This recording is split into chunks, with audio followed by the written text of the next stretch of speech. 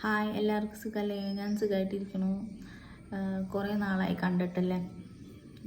ഇപ്പോൾ വന്നത് വേറെ ഒന്നല്ല, നമ്മളിപ്പോൾ കുറച്ച് നാൾ വരെ കുറേ വാർത്തകളും കാര്യങ്ങളൊക്കെ കണ്ടു. അപ്പോൾ എനിക്കെന്തോ മനസ്സിന് ഭയങ്കര ബുദ്ധിമുട്ട് തോന്നി.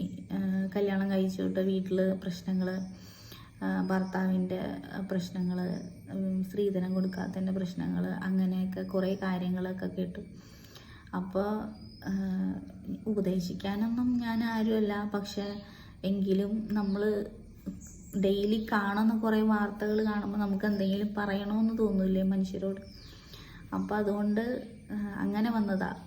ഇപ്പോൾ ഈ കല്യാണം കഴിഞ്ഞ പെൺകുട്ടികളുടെ എല്ലാവരുടെയും മരണത്തിന് കാരണം ശരിക്കും പറഞ്ഞു കഴിഞ്ഞാൽ അവരവരുടെ അച്ഛനമ്മമാരൊക്കെ തന്നെയല്ലേ.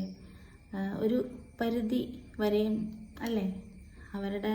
ഇപ്പോൾ എൻ്റെ മകൾ നന്നായിട്ട് കല്യാണം കഴിച്ച് വിടണം, ഒരുപാട് സ്ത്രീധനം കൊടുത്ത് കല്യാണം കഴിപ്പിച്ച് വിടണം, ആ വീട്ടിൽ സുഖമായിരിക്കണം, അതുകൊണ്ടായിരിക്കും സ്ത്രീധനം കൂടുതൽ കൊടുത്ത് വിടണേ.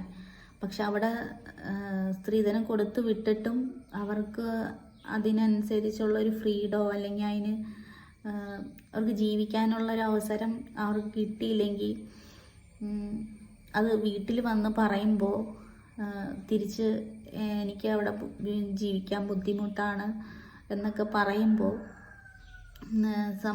അവരുടെ അച്ഛനമ്മമാർ പറയേണ്ടതല്ലേ ഒരു വാക്ക്, മക്കളെ നിങ്ങൾക്ക് അത്രയ്ക്കും ബുദ്ധിമുട്ടാണെങ്കിൽ നിങ്ങൾ പോരെ, അവിടെ അഡ്ജസ്റ്റ് ചെയ്യണ്ട. എന്തുകൊണ്ട് പിന്നെ നമ്മുടെ ഈ അച്ഛനമ്മമാരൊക്കെ ശരിക്കും പറഞ്ഞു കഴിഞ്ഞാൽ എന്തുകൊണ്ടായിരിക്കും അവിടെ തന്നെ നിൽക്ക്, അല്ലെങ്കിൽ പിന്നെ അഡ്ജസ്റ്റ് ചെയ്യുക, അന്ന് സാരില്ല എന്നൊക്കെ എന്തുകൊണ്ടായിരിക്കും അങ്ങനെയൊക്കെ പറയണേ അല്ലേ? ഞാനതൊക്കെ ആലോചിച്ചു ശരിക്കും പറഞ്ഞു കഴിഞ്ഞാൽ. അപ്പോൾ എനിക്കത് കേട്ടപ്പോൾ അവരുടെ കുറേ പ്രശ്നങ്ങളൊക്കെ വരുന്നതും നമുക്കും കുറേ വിഷമങ്ങളൊക്കെ വന്നു. അപ്പം എന്തുകൊണ്ടായിരിക്കും അങ്ങനെ ആൾക്കാരിങ്ങനെ ചെയ്യുക എന്നൊക്കെ ഓർത്തു. അപ്പം അങ്ങനെ ഒരു ഇതിൽ ഞാൻ വന്നതാ വീഡിയോ. പിന്നെ ഇതിനകത്ത് കയറിയിട്ടും കുറേ നാളായല്ലോ. അപ്പോൾ നിങ്ങൾ എന്നെ ലൈവിൽ കുറേ ഫോട്ടോയും ഇടയ്ക്കൊക്കെ കാണാറുണ്ടെങ്കിലും ആരും കാണാറില്ലല്ലോ. അപ്പം ഞാൻ വിചാരിച്ചു ഒരു വീഡിയോ ഇടാന്ന്.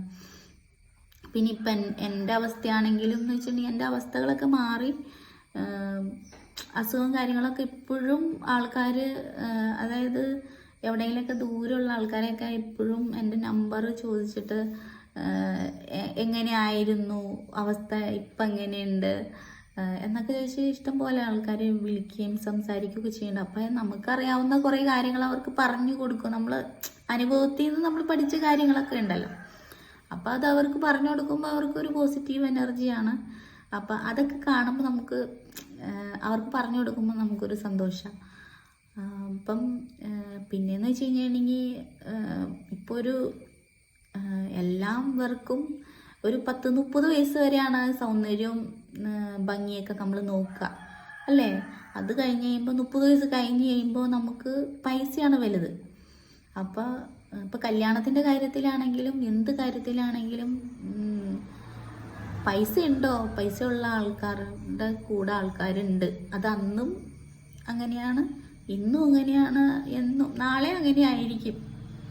അപ്പോൾ അതിൽ വ്യത്യാസം വരാൻ പോണില്ല. നമ്മുടെ പൈസയ്ക്കാണ് വാല്യൂ. അപ്പോൾ അതുകൊണ്ട് തന്നെ പൈസ ഉള്ളവർക്ക് മാത്രമാണ് വാല്യുബിൾ ഉള്ളൂ എന്നല്ല, എങ്കിലും പൈസയ്ക്കാണ് അവിടെ നമുക്ക് പ്രയോറിറ്റി കൂടുതൽ. പ്രയോറിറ്റി നമ്മളെപ്പോഴും നൽകുന്നത് കാശിന് വേണ്ടിയിട്ടാണ്. അപ്പോൾ അതൊരു ഉദാഹരണം പറഞ്ഞു കഴിഞ്ഞാൽ, നമ്മൾ ഒരാളോട് 1000 രൂപ ചോദിക്കുകയാണ്. ആ 1000 രൂപ ആ ആൾ തിരിച്ച് നമുക്ക് തരണമെങ്കിൽ നമ്മുടെ കയ്യിൽ പൈസ തിരിച്ച് കിട്ടും എന്ന് ഉറപ്പുള്ള, അല്ലെങ്കിൽ അയാൾ പൈസ ചോദിച്ചു, അവളെങ്ങനെ തിരിച്ച് തരും, അല്ലെങ്കിൽ അവനെങ്ങനെ തിരിച്ച് തരും 1000 രൂപ അവരുടെ കയ്യിൽ ഉണ്ടാവില്ലേ എന്ന് ചിന്തിച്ചിട്ടായിരിക്കും ആ 1000 രൂപ നമുക്ക് തരിക. അതല്ലാതെ അല്ലെങ്കിൽ പിന്നെ ഒരു 10%, 1-2% ആൾക്കാർ, അല്ലെങ്കിൽ 1-2 പേരായിരിക്കും ചിന്തിക്കുക ആ പൈസ പോയി, 1000 രൂപ ചോദിച്ചില്ല, അതിന് അവൾ തന്നില്ലെങ്കിൽ കുഴപ്പമില്ല എന്ന് ചിന്തിക്കണ കുറച്ച് പേര് മാത്രമേ ഉണ്ടാവുള്ളൂ. ബാക്കി ഒരു 80% ആൾക്കാരും നമുക്കെന്തെങ്കിലും നമ്മുടെ കയ്യിൽ കാശ് തിരിച്ച് തരാനുണ്ടോ എങ്കിൽ മാത്രമാണ് നമുക്കൊരു 1000 രൂപ അല്ലെങ്കിൽ ഒരു 100 രൂപയെങ്കിലും എടുത്ത് തരുള്ളൂ. അതുകൊണ്ട് പ്രയോറിറ്റി എപ്പോഴും പൈസയ്ക്കാണ്. അത് നമ്മൾ മനസ്സിലാക്കി കഴിഞ്ഞു. എനിക്ക് മനസ്സിലായി, നിങ്ങൾക്കും മനസ്സിലായി കാണും. അങ്ങനെ ഓക്കെ, താങ്ക് യു.